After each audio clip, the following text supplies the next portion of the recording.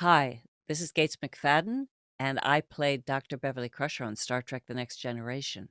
And you're listening to Trek Untold.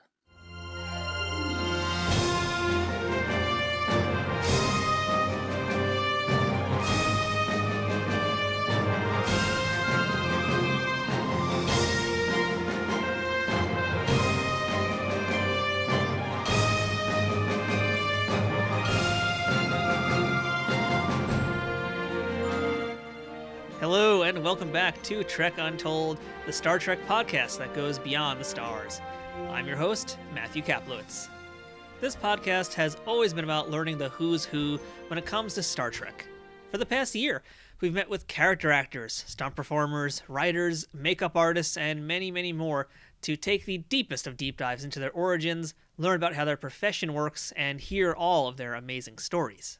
I think it's a pretty unique sector of the Star Trek podcast world, and one that I'm very happy to be a part of. But as it turns out, I'm no longer alone in that area, and, well, you might be familiar with my new competition. Today on Trek Untold, we're speaking with the one and only Gates McFadden. You probably know her from 6 seasons of Star Trek The Next Generation and all of the TNG movies, and starting on May 12th, she hosts a brand new podcast called Gates McFadden Investigates Who Do You Think You Are? This podcast is the debut show from Nacelle Cast Studios, which is an offshoot of the Nacelle Company, who you may already know from their Netflix series The Toys That Made Us and The Movies That Made Us, as well as the CW series Discontinued, and their upcoming History Channel docuseries all about Star Trek. The Nacelle Company always puts out top-notch content, and now with Gates on board for their first ever podcast, you know it's going to be good. And of course, it's pretty obvious that the Nacelle Company are Star Trek fans because, well, it's in their name. So it goes without saying that this new podcast will have Gates interviewing many of her TNG alumni, with the debut featuring a one-on-one chat with Jonathan Frakes. Now, you've heard Frakes before on this show, but you've never heard him talking for an hour uninterrupted with his co-star. They share a bond which travels across the entire TNG family that no other host could have with their guest unless they went through something like that.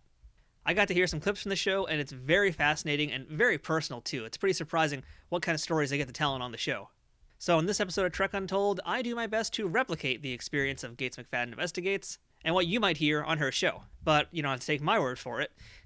Wait, no, that's LeVar Burton's line. That's a different podcast. Either way, stay tuned for my hour next with Gates McFadden. But before we jump into our interview, I want to ask you, are you following Trek Untold on social media? It's the best way to keep up to date on who's going to be the next guest on Trek Untold and to learn all about the other cool things that are happening here. So if you're on Instagram, Facebook, or Twitter, go ahead and look up Trek Untold, all one word, and give us a follow and a like. If you'd like to help support the show monetarily, go ahead and check out teespring.com/stores/trekuntold to check out some of the merchandise we have available. This includes t-shirts, mugs, phone cases, sweatshirts, stickers, and a whole bunch more. So go ahead and check out teespring.com/stores/trekuntold. You can also support our show by visiting patreon.com/trekuntold. If you become a paid subscriber to Trek Untold, you'll get first access to the show and a chance to ask our guests questions on future episodes. But most of all, please subscribe to the show wherever you're listening to it or watching it. And if you've already done that, please also leave a review and a rating if you can. Leaving ratings and reviews helps increase the visibility of podcasts on platforms like iTunes and other places like it. It shows that you're listening, that you like it, and that other people who are interested in the same subject are going to probably like it too. It helps us grow, it helps us get better guests, and it helps us keep bringing this amazing Trek Untold show to you. If you're already following us or have supported us in any other way, thank you, of course, for being a part of the Trek Untold family. There's a lot of Star Trek podcasts out there, and we're very grateful that you chose us to listen to. I'd also like to make a quick shout out to our friends at Triple Fiction Productions, who make some great 3D printed Star Trek inspired toys and replicas for fans of all ages and toys of all sizes. But you'll hear more about them a little later on in the show. Now, without further ado, let's beam up this week's guest. Computer, access interview file. Hello and welcome back to Trek Untold, and now joining us on the other side of the screen, I don't think she needs any introduction, and I've already given her like a 5-minute one before the show began, but as you folks can see, today we are speaking with the lovely Gates McFadden. Gates, how are you today? Oh, I'm great. How are you? I'm doing great. It's so wonderful to be able to talk with you today. We posted about this on our social media, and we got such a huge response. So many questions people want to know about you, and I've got a ton of things too. We're going to be digging deep today because that's what we do on Trek Untold. Ooh, okay. Digging deep. I'm ready. Okay. So let's just actually jump in first and talk about the real reason that you're here, and that's because you've got a podcast coming out. You've got Gates McFadden Investigates, which is debuting on May 12th. So, yeah, when was this idea for a podcast first born? Well, it's funny. It was, I'm trying to remember actually the date when it happened. I think it was maybe in March or April of the pandemic. Um, and I had just gotten back from the cruise. I actually had COVID, but I didn't have a serious case, thankfully. And I got a call from Brian Volk Weiss, who is the CEO of Nacelle. And he was so lovely and funny. And I'd never had sort of a CEO be like he was. He was just so down to earth. He's just a terrific guy. I really like him. And he said, Gates, um, I've been a big fan, and I just think you would be great doing a podcast. And I'm like, hello, what? And he was very persistent. And I said, what? And I think he initially thought that I would talk about Trek. And I said, "Listen, you don't know my friends in the cast and all of that. Nobody's gonna wanna sit there and talk about Star Trek with me. We do it all the time with everyone else." I said, "No, no, they're all gonna say no, and I don't." The people I do podcasts with know it much better than I do. Um, and so I said, "No, I really can't." And he said, "Well, it could be anything you want. You could have anyone on you want." And I went, "No, no, no, I don't." And then he came back, like, I don't know, sometime later and said, "No, I really do want you to think about this and do it." And I said, I don't know what I would do." And, he said, "No, just be you and just do this." And I'm like, "I don't know, Brian. Thanks, but no." And then calls me back again. And he says, "No, no, you've got to keep thinking about this." All right. So this is the third time. And this is the God's truth. So the only other thing in my life that came back to me with 3 requests was Star Trek. Gene Roddenberry after I turned it down twice, came back the third time and called me from his jacuzzi and said, "Hey, I think you ought to rethink this. I think you really should do Star Trek." And I mean, duh, what a dummy. What was wrong with me that I didn't get this? So I thought, maybe I should listen to this Brian Volk Weiss. And so the truth is, I went to my good friend's house and we were on the porch with our masks because we were really good about this. And I was like, okay, so I don't know. Should I do it? Should I not? And out of the blue, they had just gotten this dog a few months before who was terrified of everyone and everything. And the dog would not let me pet it, nothing. I could hold a biscuit and it wouldn't take it. So all of a sudden, I was getting ready to go and I'm going, I just don't know what I'm going to do. And I said, you know what? Let the dog decide. So I held out 2 biscuits, one in each hand. I said, if it's the left hand, I'm doing it. If it's the right hand, I'm not. And literally, it was hilarious. We were laughing so hard because the dog, it was as if he totally understood what was going on and was going back and forth between which biscuit do I want? Which door am I going to open for this woman? And he went for the biscuit for the podcast. And I went, well, the dog dared me to do it. I better do it. And that is literally how I agreed to do it. That is an amazing story. I did not expect it to end like that. But, the thing about it is I started then thinking about it. And this is the way I am about many things. It's like once I start something, I really get into it. I got into Star Trek. I got into building a theater in LA. You get into something. And I really started to get excited about it. And at first I was like, okay, I'm going to ask my friends. They're like so talked out by all podcasts. And they all said yes. They were so nice and supportive. And I ended up we laughed there's so many hilarious moments, and then there are other moments that are really powerful and moving, and we talk about things that maybe people have never heard before. It's not about Star Trek unless it just comes up sort of by chance for some reason. But, I don't know, it was really interesting, and then I also am not just talking to next gen people, I'm talking to people in the Trek world who I'm really interested in and other actors from other shows. And I don't know. I've been having a good time. I hope people like it. Who knows? But but everybody's so interesting. And so I've been having a blast. Yeah, that's great. When I first heard about the show too, I was like hearing the descriptions of it, and I was like, "Oh man, she's doing Trek Untold without me." It sounds Oh, so great. 'Cause basically, my show it's about Star Trek, but I think we spend 2/3 of the show not even discussing Star Trek because there's so much more to it. right, But right. yeah, I'd love to hear actually if you can tell us. Like, I know you've got Wil Wheaton, I know you've got Jonathan Frakes as the debut episode, but can you tell us who else Mhm. is going to be in this first run of episodes? Well, I have Wil Wheaton is actually gonna be a double episode because I'm telling you, I could not cut it down. We had so much material, and I played games with him because he's such a game master. So I set up a bunch of games, and we had to put pennies in something so that people could hear when we got a point or didn't, and we cover every subject. I mean, it's amazing. uh, you will learn a lot about us that maybe you didn't know about. We talk about, when did you lose your virginity? Uh, you know, we get in there, and then we talk about some very, it's the gamut. We talk about heroes and just a bunch of things. And I have to say, I do adore him. My space son, there's no one like him. He's just the best. And then I have Michael Dorn. I have Nana Visitor. I've talked to Marina, um, Denise Crosby, Robert Picardo, John Delancey. I mean, and it's not over. It's just that I had to take a break because I I learned how to edit sound because what I realized was it didn't work for me just to give the material to them and have them edit it. I had to be like the director of it. So I had to learn how to sound edit. And if I had a real problem and I needed it separated better or something, they would fix that. I had a wonderful editor from Nacelle who I adore. And he talked me through so many things. And then he would make it sound like he would make the sound better sounding at the end. I don't know what he does with all of those buttons, but I basically did the editing, and it took a long time.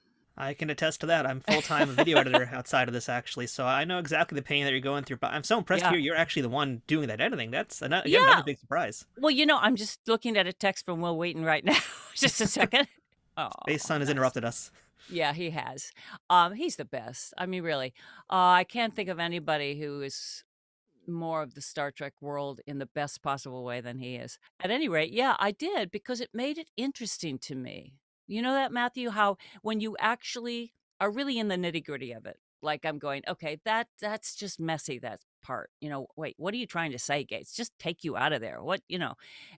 I think that's when it really comes alive, to be honest, because it's not just something rambling.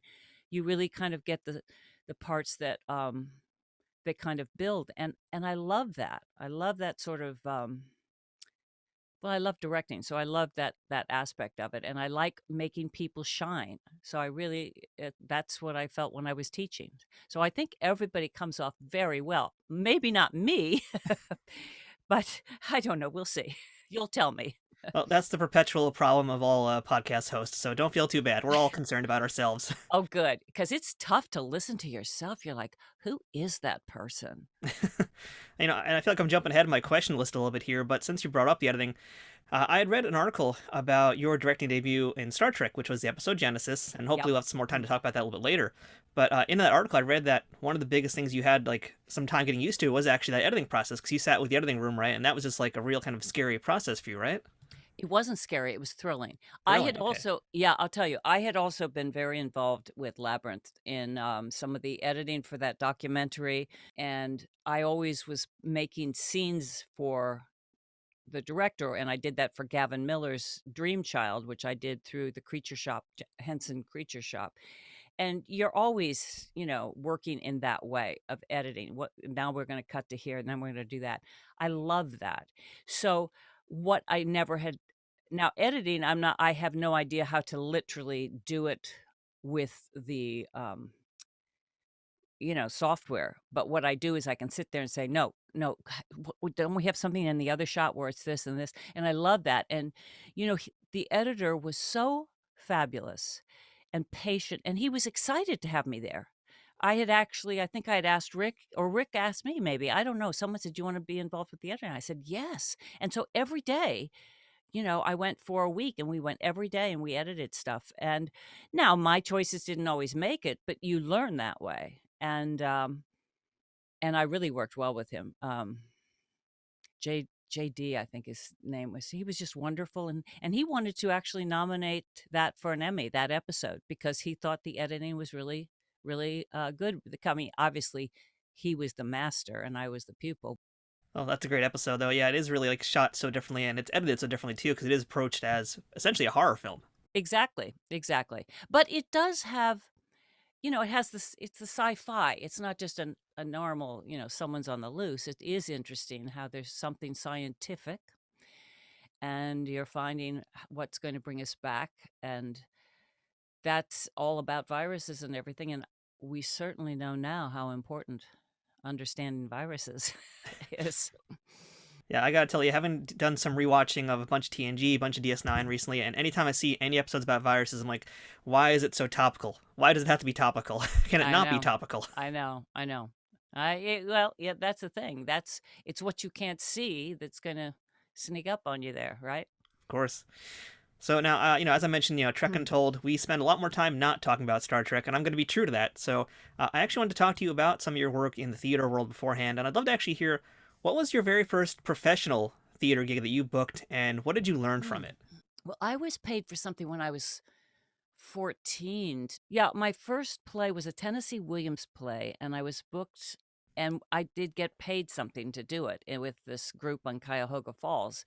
And it was a big step for me because I really, by that time, I did love acting, and um, I love the plays of Tennessee Williams. He gives you characters you can really sink your teeth in. The only thing is I had to kiss the guy in it. There's not like this one kiss. He was older than I was. I was 14. I don't think I'd ever kissed actually. So that was a little gross because, he was going at it. And so I didn't even know what that kind of a French kiss was. And it was like, whoa, wait a minute. But it was quick. My father was a little disturbed by it, but it was a really good experience. And then I think it was, let's see, then I did choreography for the Harvard Hasty Pudding Club, which was like, that was a nice paycheck. Did that for 2 years and little things. But then I guess where I got my equity card was Cloud Nine. Carol Churchill cast me in the Tommy Tune production in New York City. And I had just left teaching and left some other things and just started acting in New York. I had just really made up my mind because I never meant to go away and teach for so long. It just happened. I kept getting offers of stuff. So that was the first time, and that was pretty amazing. It's one of the most incredible productions. And I'm trying to think, that was the first time where I got my equity card and a paycheck, but that can't be true because I did Shakespeare in the Park. And that came because James Lapine, I had known him at Yale Drama School. I had been dating a guy who was at Yale Drama School, and he said, and Des McAnuff, they were both friends of ours, and they kept saying, "Why aren't you acting? I don't understand. You trained as an actor." I did. I trained for years as an actor. What are you doing, like teaching and just directing? And I'm like, well, it's hard now. And both of them said, no, no, no, you should do it. And James Lapine said, I didn't have an agent at that point. You have to understand. And James Lapine said, I want you to be in the show. I'm going to have Diana Venora from Juilliard audition, and I want you to audition for Hippolyta. And he said to me afterwards, he said, I don't know what to do. He said, because I love you both and you have very different things. She comes from Juilliard and has an agent and has been doing a bunch of stuff, and you've never done a full out production. So here's what I want to offer you is if you will play a fairy in the show, I will guarantee you a Saturday night as Helena, and you can get your agent. And Christine Baranski was doing Helena. So I said yes. And I said, but I don't want to play a pretty fairy because he was going to have everybody sort of like that. I said, I want to do something that's weird and funny and give me a fat suit. So he gave me a fat suit and I got to just be um, a little bit clown-esque with Bill Hurt's Oberon. And then I did Helena, and I have to say it changed my life. I got 6 agents offered to sign me. It was an amazing night. There were 2,000 people. It was just extraordinary, and Christine Baranski was lovely to, she was, I think someone in her family had gotten married, and so she wanted to be away for that Saturday night. But it changed my life. It really did.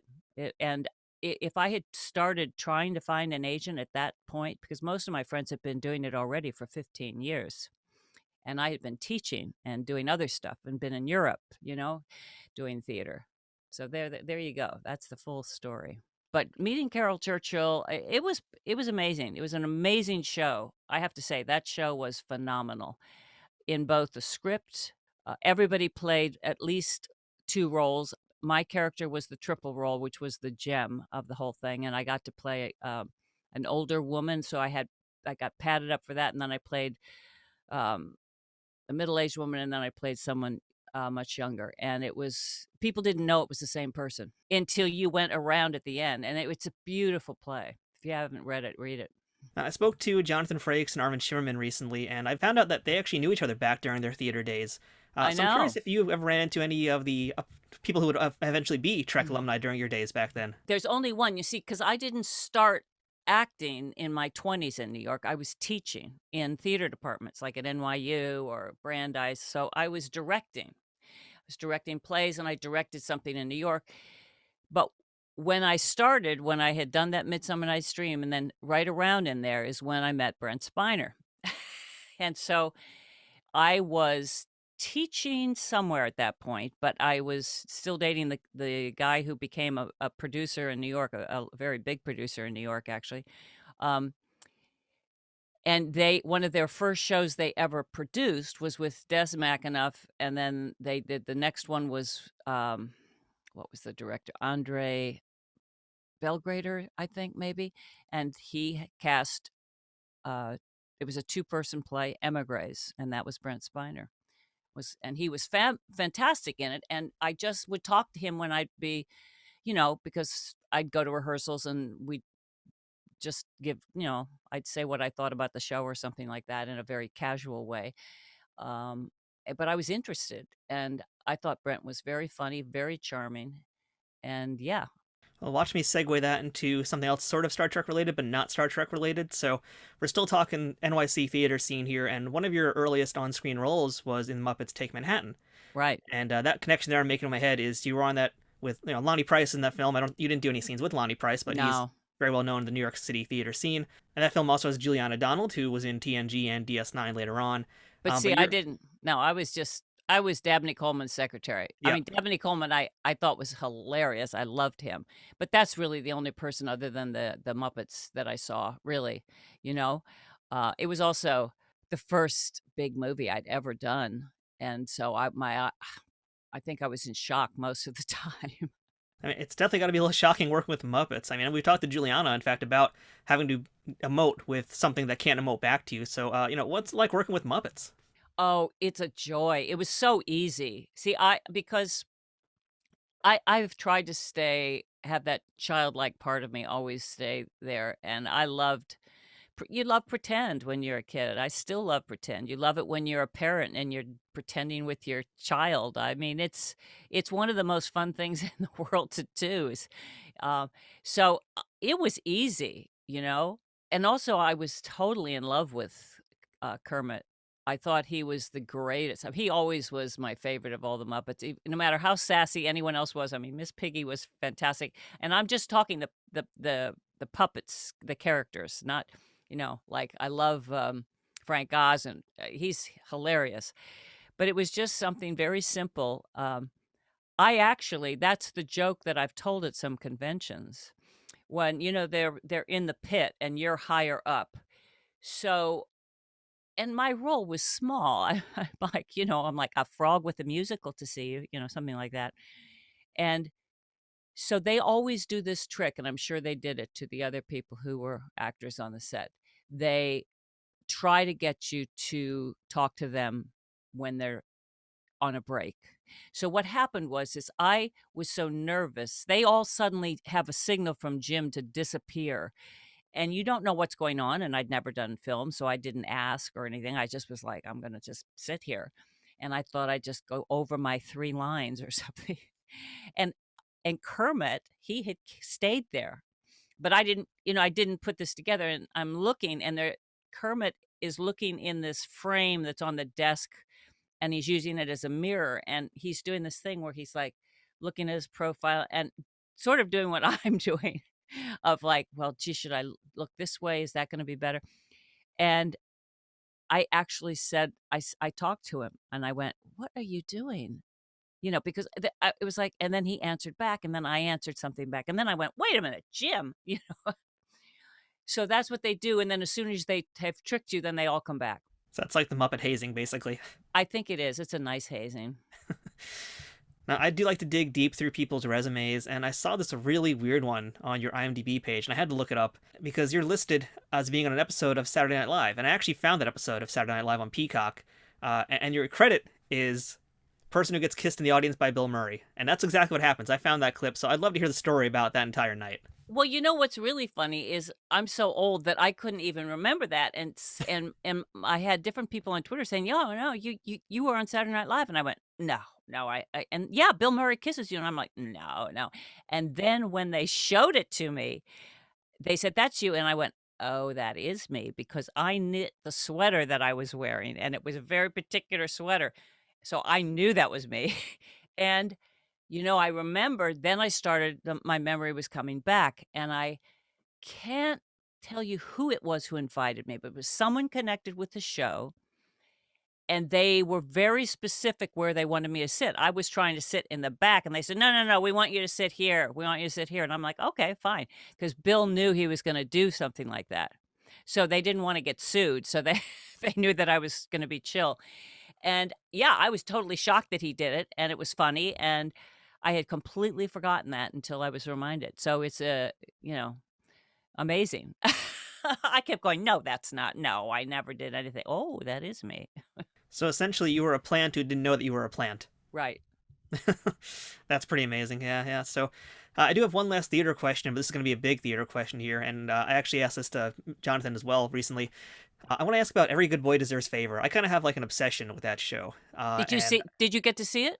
I never got to see it. I found out Oh. about it because some Star Trek Facebook group I'm in, and someone like posted an eBay link to a program. I ended up buying a program off eBay, and I'm just like so curious about this show because it's you, it's Patrick, it's Jonathan, it's Brent, it's And Colm calling Meaney, me, yeah. and Jonathan Christian Grass. Yep. All Star Trek alumni doing It this was show. fantastic. Amazing show. I wish I could have seen. I've only seen YouTube performances from other places, but yeah, I'd love to just first hear about how did you guys initially decide to do EGBDF? It was Patrick's idea. I think it was Patrick was at the point where he was going a little stir crazy with just doing a one character role. He was used to doing a lot of different roles, as most of us were. You didn't do, at least for me. Other people had been on series. I had not been on a series like that. I had done pilots, but I had never done such a long term thing. And he knew we all loved theater, and he was friends with Stoppard, and he thought this is perfect because he saw that through Star Trek and the fandom that we could actually afford to get work with a full orchestra. So we were working with 80-piece orchestras. I mean, it was exciting in that way. There were so many. We were in kind of the middle on different platforms, and the action is through. It's like what's going on in the character's mind, and to have it be that large and it was awesome. It really was, and Patrick directed and played the doctor, which is just the most hilarious part, by the way, absolutely hilarious part. I mean, I had a ball. It was fantastic. My son was really little. That was the only part that was hard because I had to take him with me, and then I'd have to find someone, I'd have to I twist my mother's arm or someone's arm to come and stay in the hotel because he was really young. But the experience was just a blast because I was telling someone else on a podcast yesterday, live theater, live performances, there is nothing like it. A music live performance, if you go and you actually watch somebody paint, I mean, the idea of the arts when they are performed in any way or a live singer, just, it's amazing. And there's something that happens between the spectator and the performer that is this connection. And sometimes it's a bad connection because, people don't like everything. But when it's a strong connection, it's it's profoundly cool. And I think that we all felt it. It was exciting, and we felt the musicians. So I mean, orchestras are powerful. There's a lot of people who've never been to an orchestra, and a lot of our fans said, "Oh, that's the first time I've ever heard an orchestra play." It's powerful when you actually hear music like Beethoven's Fifth live instead of on a CD. It's very different. Now, for folks who don't know about EGBDF, they probably have no idea why we're talking about a giant orchestra. So I'd love you actually kind of explain what the story is for the play and why there is a giant orchestra in it. I have to refresh my mind on that. I mean, I think people can also just Google it, but it's what's happening in these two prisoners, and one of them, it's what's happening in his head, and he keeps hearing this music and this orchestra in his head, okay? And so that's very funny, and then they have him go see the doctor, but he has to go through the orchestra in order to see the doctor, And I was I was playing a character who is, what is the red note? What is the green note? And I'm being very strict teacher. And it's sort of like what he's remembering in his mind of all the different colors of music and different things. It's a jumbled up. I would have to read it again to be articulate about it. Stoppard is so brilliant that I don't want to shame him by by not articulating it better, but it's that this is all inside the one prisoner's head, and that was the character Brent played. And then he had his cellmate, who was played by Jonathan. Yeah, it's a very dense play, especially Jonathan Frakes' character he plays. He's got like pages of practically, I I call know. them interrupted monologues because it's basically just pages of dense dialogue with the doctor character sometimes interrupting him for like a sentence or two. Right. So I read an article, I think, it might have been from the LA Times or it was some LA magazine when the show debuted, where they interviewed you, in fact, and I think you had mentioned that there was like an interesting mix of theater goers because some of the theater goers were actual fans of theater and wanted to see the play, and another large section was Star Trek fans. They would come and take photos. They'd come in like Star Trek uniforms. Do you remember much about the audiences that came to see the play? It was exactly what you described, and that was okay. That was great because when people say to us, "I've never seen a play or I've never seen an orchestra live before," why not start now? Let's start immediately and get you to have this under your belt, and maybe you'll go see more because um, it's there is more to life than your screen. And again, I urge people to. I mean, I will watch things on. I stream things all the time, but there is something about going to a big movie theater or going to a live performance because it is a collective experience. Okay, so you're hearing someone else laugh. Like, I remember I took my son to something when he was 4 in New York City. It was a dance company, Palabolas, and it's the same theater where Whoopi Goldberg did the debut of her first show. It's a small theater, but there we were, and the dancers were doing something, and everybody's, watching. And all of a sudden, my son saw something that he thought was hilarious, and he just laughed, this 4-year-old laugh. And the whole audience just perked up, and they all started giggling, and it was like, I you know, it there was a connection, and I think that happens all the time. You can feel if there's like, people aren't focused, and you can feel if there's a concentrated everyone's holding their breath. You feel it, it's visceral. Now, all of your scenes in the show are with John Christian Grass. He also appeared on Correct. episode of TNG. I've been trying to find this man. He's kind of vanished off the face of the earth. I know, he So has. I'm curious if you have any I memories think of him. that no, I mean, I just loved him, he was great. He was very, very good. I think that's when Patrick cast him is because he'd been on an episode of Star Trek. That's how he knew that he wanted to work with him. And we would go and rehearse, by the way, on weekends. We would go, Paramount gave him permission that we could use a studio. So we'd go in there and we'd rehearse. And everything was done very quickly. We didn't have like a lot of time to rehearse, but we were professionals and we did it. But yeah, no, it was a blast. Wish we could have done that all the time. That would have been so much fun. I mean, I know there's a video recording somewhere out there because that's how I first also learned a little bit more about the show. There's like I think might have been for like an LA TV news station or something like that. There was some clips from it. Oh, Uh, wow. do you have any memories at all of any of the performances that happened? Oh, yeah. I mean, but, of course, we did it in Chicago, and that was where there was this incredible theater that was from the way back when, where the whole ceiling would move, the clouds could move. It was incredible. Beautiful theaters, because I wasn't used to performing in a 6,000 seat theater. I had done a lot of my New York theater, other than Shakespeare in the Park, was like smaller, like at the Public Theater, or like 200 seat houses, or 150 seats, things like that. Or even Lucille Lortel is even, I don't know how many of that. I think that's 300, something like that. But anyway, that was what I was used to. So 6,000 people, that's a lot of people. If you could do this show again with the cast, would you do it? Oh, of course. It was so much fun. Yeah. Easy I wouldn't answer. mind playing the doctor, though. That was really that's a role that's hilarious. I loved that role. Trek Untold will return momentarily. Trek Untold is brought to you by Triple Fiction Productions. If you're a Star Trek cosplayer looking for props, or toy collector looking to spice up your shelves, Triple Fiction Productions has you covered. Triple Fiction Productions produces affordable and unique 3D printed Trek-inspired products from the original series, Next Generation, Deep Space Nine, Voyager, Enterprise, and the movies.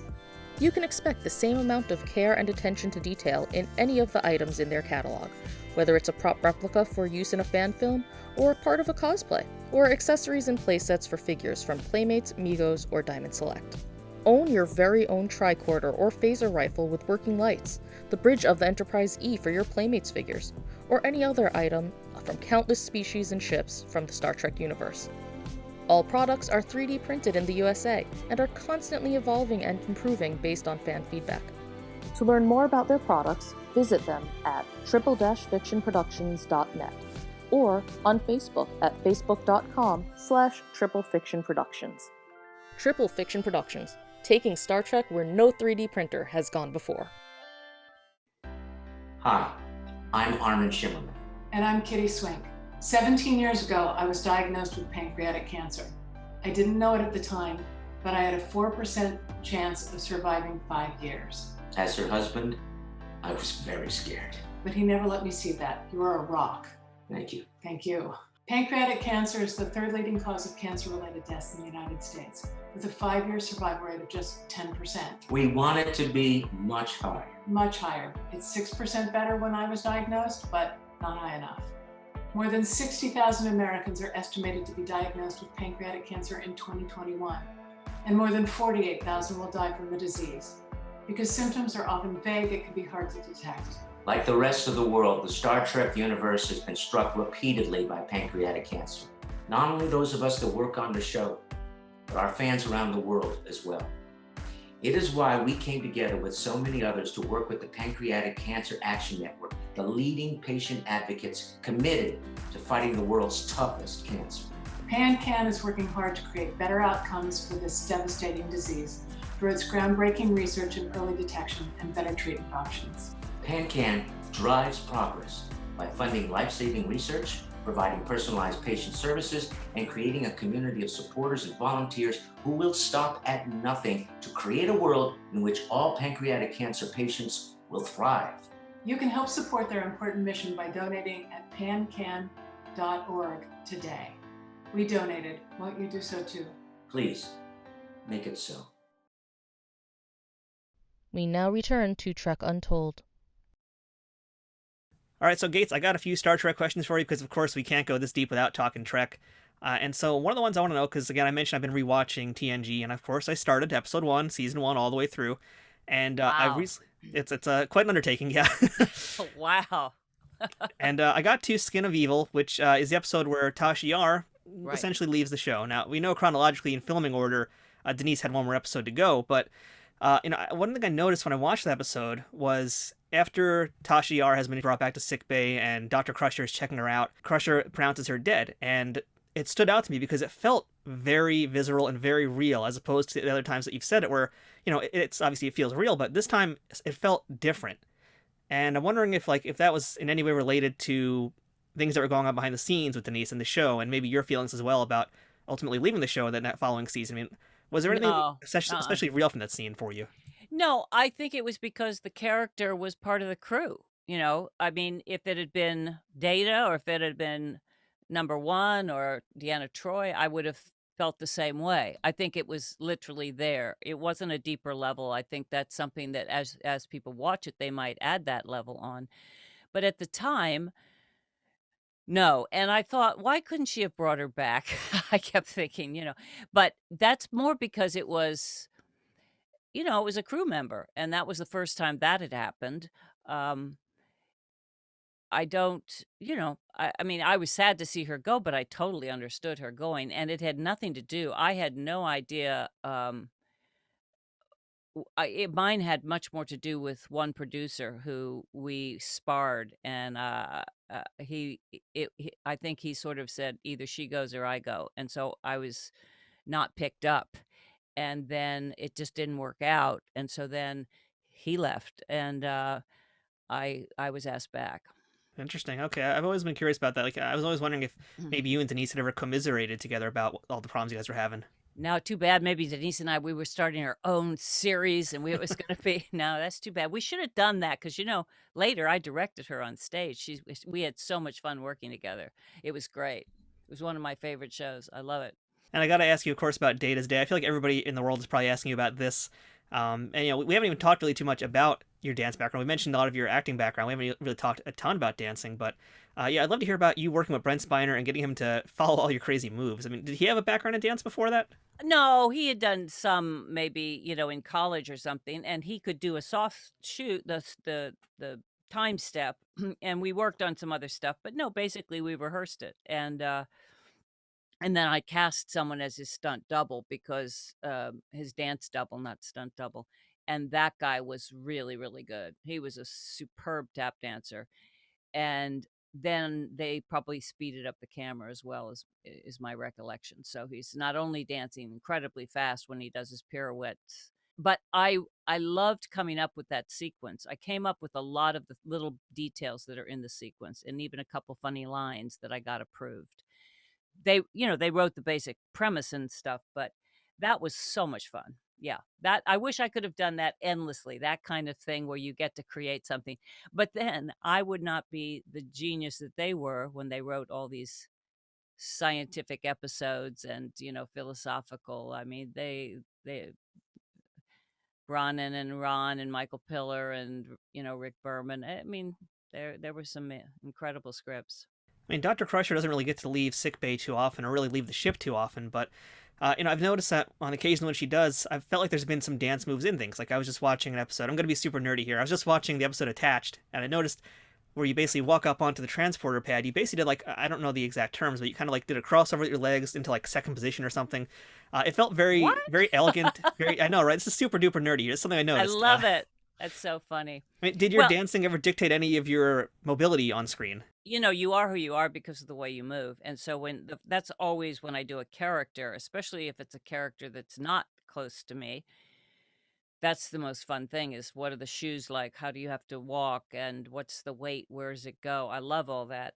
Um, so yes, I would assume that people on the ship needed to keep in shape and be agile. I would say Crusher, I did a lot of away teams actually. I maybe didn't do as much as some like Riker, but I did do. I remember because I always had to carry for several years that stupid medical kit that would open and everything would fall out. I mean, they should have talked to Louis Vuitton because there was no clasp. It was just it would stay closed because they wanted it to open very quickly when I put it down. But meanwhile, if something happened and it just came off your hand, that was, a 3-minute pickup in the sand on planet Hell. I love that. Now, I saw a tweet you actually just posted very recently about an episode, The Host, and that was in relation to an article that just showed up on StarTrek.com called Growing Up Female and Queer with Star Trek. Right. And just to kind of recap that episode real quick, in that episode it ends with Dr. Crusher telling the female host of Odan, and I quote, "Perhaps it's a human failing, but we're not accustomed to these kinds of changes." And that's meaning how you kind of fell in love with the male host, but then when Odan became the female, something changed for you. And you just addressed this in a tweet 33 years later. So I'd love you kind of just tell us what you said and your thoughts on this episode. Well, I'm somebody who is very inclusive gender-wise. So I mean, I am myself. I'm heterosexual, but I'm very, gender is something that's it's just fantastic that it can be so many different things for different people. I felt when I played it, because I certainly, in my 20s, I had a lot of friends who were gay and lesbian, and I had taught workshops for theater groups that were a group of gay women. So I did not want to play it that it had anything to do with her being a woman. That to me, what it was is I first had this one male that's the person I fell in love with. I didn't know that it was this host thing when I fell in love with him. So she's already gone through that. Then very quickly he's going to die, so you have to put it in something. So I can justify if I had put it in, she didn't know what person you could put it into. I mean, what if they had put it into a child? That would have been a really different episode. So I think it could have been put in Troy. It could have been put in Ogawa, whatever. I I think the first time it gets put in someone else, it was she was still so in love that she felt it, and it was like, oh, you're not dead. Oh, I'm so glad this Odon is still alive. But then to have very quickly after that, like, really quickly, it's in someone else.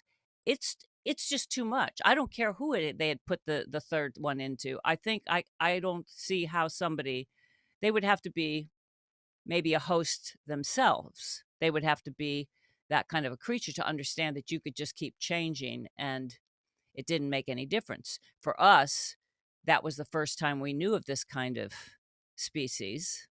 And I think it's the fact that it was changing so fast. I don't know how you can process that. It's like takes time to process things that we understand. And to me, that's what I was playing. Maybe someday we can process all this. But this was the first time we had seen this species within a matter of like a week. It was 3 different people the host was into. I don't find that unusual that she couldn't process it. And to me, I did not at all play it. I know people took it that way, but I didn't play it that way at all. In my mind, that had nothing to do. If it had gone into Picard at that point, that's like too much. I couldn't have done that. Do you see what I mean? Like even if it had been Jean-Luc, that would have been like really confusing. I couldn't have done that. So I think people need to look at it in terms of like go deeper and think about it, that it's not just about the surface thing of it suddenly is a man or woman, but it, you know, it's like if you had your pet and you took this host out of your pet and you had in a matter of a couple of days, it's like 3 different looking dogs or something. It's going to screw with how you feel about that, you know? And, since I brought up some stuff from season 1, I also wanted to mention, I don't know if you were aware, there was a writer named David Gerald, and he was trying to get some LGBT themes back in the first season, and Yeah, Roddenberry pushed back against that. right. And yet, here we are today now, and we have a lot more LGBT inclusiveness in Star Trek. Which is fantastic. Finally, finally. But then we also have this subset of fans who's very much against it because they think it's quote unquote edgy, or that it's pushing a topic that doesn't affect the plot or just really doesn't affect them. So, what is your take on modern I, inclusivity in Trek? I feel that in order to go forward, we have to be inclusive. Okay. We have to become tolerant. We have to become more accepting of people who are different from us. We don't have to be like them. We can be ourselves. I think that the wonderful thing about Star Trek is it's the world. We have people. We are not just in our little or big countries, whatever, this nationalism. We are also of the world, and we are going to Mars, and we are going to a space station, and this is the future. Our planet is in jeopardy environmentally. um, we have to learn how to live together. And that's one of the great things about the Prime Directive, the Federation. It's like, even though we would like to impose something, we're not going to do that. Yes, we sometimes make mistakes, and then we try to correct them as much as we can. I can understand how it's against some people's religious beliefs or their feelings, and they have absolutely a right to feel that way. Um, so there are many other aspects of Star Trek they can enjoy. And I think the world itself, like, what's not edgy about COVID-19? That's pretty edgy that we didn't know how we could get it. Here we were washing our groceries when we got home, and then we find out, no, it's respiratory, so you don't have to wash your food in that same way, the boxes and everything. It's edgy. Life is edgy as far as I'm concerned. It's also wonderful, but it can change on a dime, right? Great answer. Great answer. Now, on kind of a lighter topic here, I think this is going to be one of those episodes that you could ask about all the time, and I think you already probably know where I'm going with this. That's Sub-Rosa, and Oh. I've spoken with Jonathan about this. I've also spoken to Duncan Regehr about this, who was Ronan in that episode. Oh, he's so wonderful. He's such a good artist too. You know Oh, that. he's amazing. We talked all about his art career, all about his acting as well. Brilliant man. Absolutely, yeah. So I'd love to hear a little bit about working on that episode, and I'd like to just get initially, what was your first thoughts when you read that script? Oh, my first thought was it was wild, and Jerry Taylor had written that for me. She felt nobody had let me really be um, super feminine and sexy and have this kind of story. And that was so lovely of her, okay? And I ended up having a blast doing it, okay? It was just total blast. Duncan was so great. Was it kind of, like, silly that my whole family of women, suddenly we find out they've all been in love with this lamp and the spirits? I mean, you can really make comedy about it. It would be a good Saturday Night Live sketch, is that you're all in love with this lamp, Ronan. So that part was it was like Genesis. It was a different kind of an episode. But she's on vacation, whatever. I I think you have to balance that. I wasn't a producer on the show. If you're a producer or you're the artistic director of a theater, you decide what plays you're going to do, or, what the scripts are like. If you're not, you're an actor on the show. And if you're given a script, you can give notes that you might think might make it better, but there's absolutely zero guarantee that you're going to be listened to. So you play what you're given. And you get into it. It's like any time we got out of our uniforms after so many years, it was fun because you got to imagine something else. So if you look at it that way and don't become too rigid about your feeling about what the Trek world has to be, you can say, yes, it was slightly wacky, and you can either like it or not. I had a lot of fun doing it, and I appreciated getting that script. It wasn't at all what I had anticipated. It wouldn't have been what I would have requested in that way, but I felt very fortunate to have a part that was, focused on me at that point. So, I'm grateful. And I can tell you, you may be aware, Duncan also appeared on DS9 as a recurring role of Shakar, but he actually told me he much preferred playing I Ronan. didn't. Oh, really? He I much didn't preferred. know that.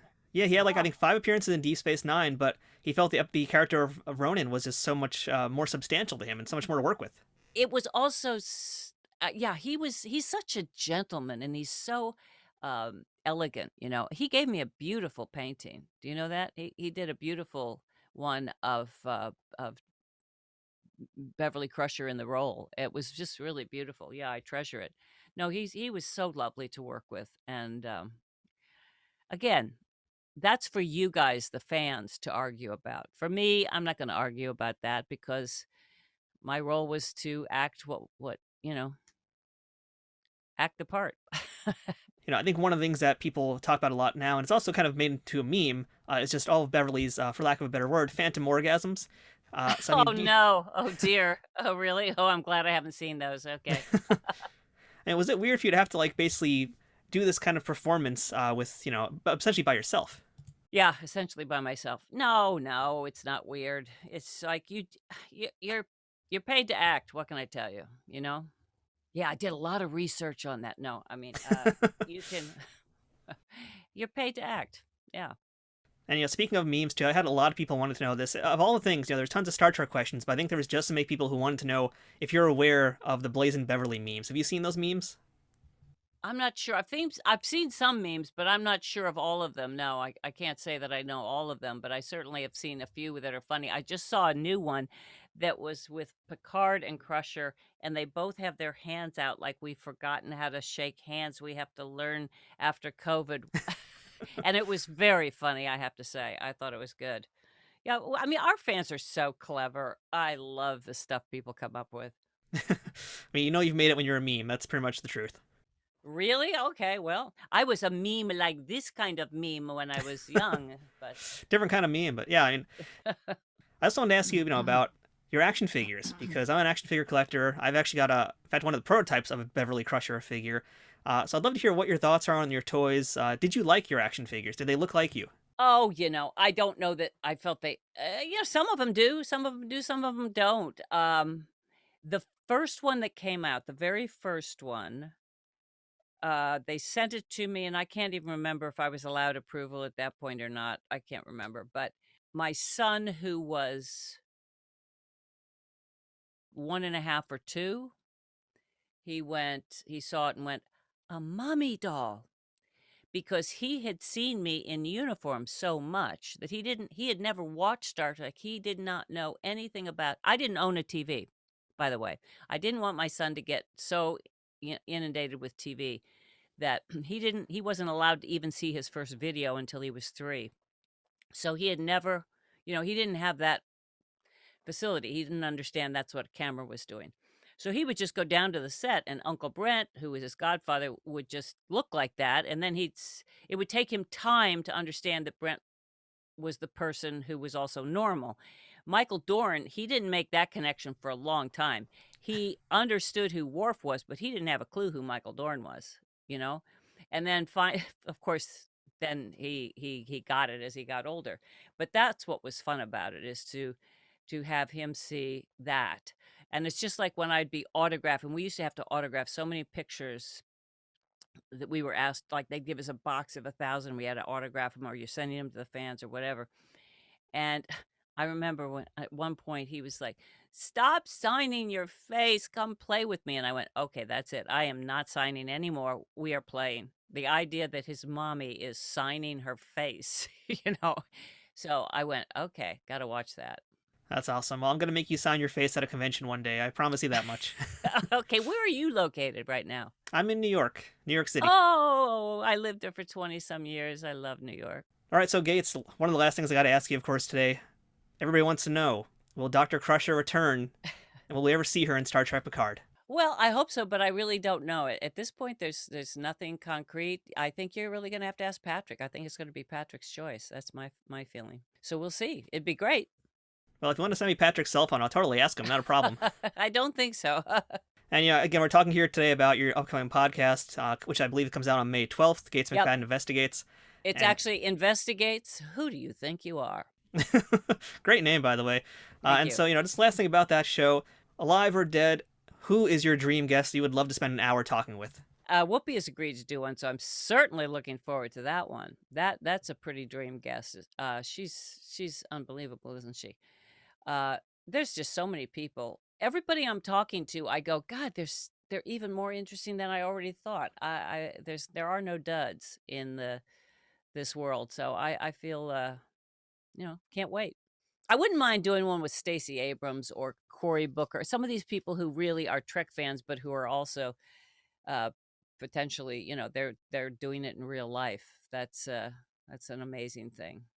Yeah, it's really, truly an amazing thing how many people were really affected by Star Trek. And again, as I mentioned earlier in the show, I asked my listeners to give me some questions, but a lot of them just had comments, and they wanted to say, please tell her that Dr. Crusher inspired me to pursue a STEM career. And these are coming from a lot of women, especially. So, I mean, the community just is so grateful for what you've done. I mean, you see, it doesn't get much better than that. I certainly don't take any credit, but I do feel honored to have been part of a show that gave women and men role models, because we need them. And I had them in my life, and I feel it's crucial for all of us if we want to go forward together. So I'm honored. I thank all of you who have thanked me, because you are my future. Well, Gates, thank you so much for chatting today. We didn't even get a chance to talk too in depth about Genesis. I had this whole list of questions, so hopefully I can investigate you We'll do it another another day. time. Okay, there you go. Take Thank care. you so much. And for everybody who wants to check out Gates McFadden Investigates, we're going to have links to all of that. So make sure you check it out from the Nacelle Company. Their brand new podcast series are just beginning. I'm sure they've got a lot more, and I'm really excited to listen to the show too. So congratulations on your project coming to life. Thank you, Matthew. A pleasure. All right. Thank you so much. Have a great day, Gates. Live long and prosper. Thank you. You too. And that was our chat with Gates McFadden. Thank you again for coming by my humble show to talk Star Trek and so much more. And of course, if you want to check out her new podcast from the Nacelle Studios, look up Gates McFadden Investigates, Who Do You Think You Are, starting on May 12th when it debuts wherever you listen to podcasts.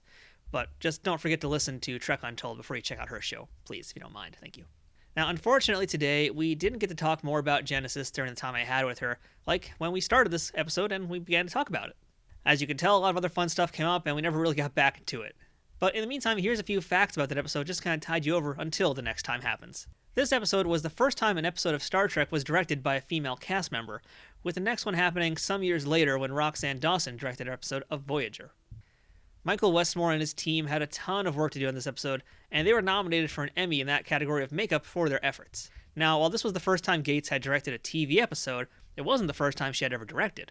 While we didn't talk a ton today about her choreography career working with a lot of the Jim Henson productions, including Labyrinth, obviously that counts as a type of directing, and she has directed a ton of productions on stage across the country.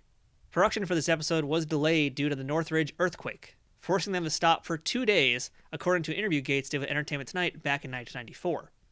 And by the way, this was the same earthquake that caused Armin Shimmerman to run off the DS9 set and drive back home to check on his family while wearing full Quark makeup. If you want to hear that story, go ahead and check out that episode of this podcast. So that wraps up this week's episode of Trek Untold. Thank you so much for checking it out this week. Please make sure that you're following us on Instagram, Twitter, and Facebook, all at Trek Untold. That's one word, no spaces, at Trek Untold. It's the best way to get updates on guests, check out all the memes and other things that we're posting, and interact with myself and other Star Trek fans. If you'd like to support this podcast, go ahead and check out patreon.com/TrekUntold and become a subscriber to the show. Or check out teespring.com/stores/TrekUntold to check out some of our merchandise. If you've been enjoying Trek Untold, please leave us a rating and review on iTunes or wherever you're listening to podcasts. And if you're on YouTube, please give the video a thumbs up and subscribe to our channel, youtube.com/nerdnewstoday. Leaving ratings, reviews, and comments are things that all help this podcast grow, and they'll cost you nothing but a few seconds of your time. Doing things like that, or even telling your friends or other Star Trek fans about the stuff you've heard on the show and making sure they know about us, are huge helps to keeping Trek Untold growing. Thank you once again to our sponsor, Triple Fiction Productions. Go ahead and check them out at triple-fictionproductions.net. If you'd like to send us some feedback about this episode, suggest a guest, or ask to be booked on the show, go ahead and send me an email at trekuntold@gmail.com. And of course, thanks to listeners like you for choosing Trek Untold and making it your weekly Star Trek podcast. This has been Trek Untold. I'm Matthew Kaplowitz, and until next time, fortune favors the bold.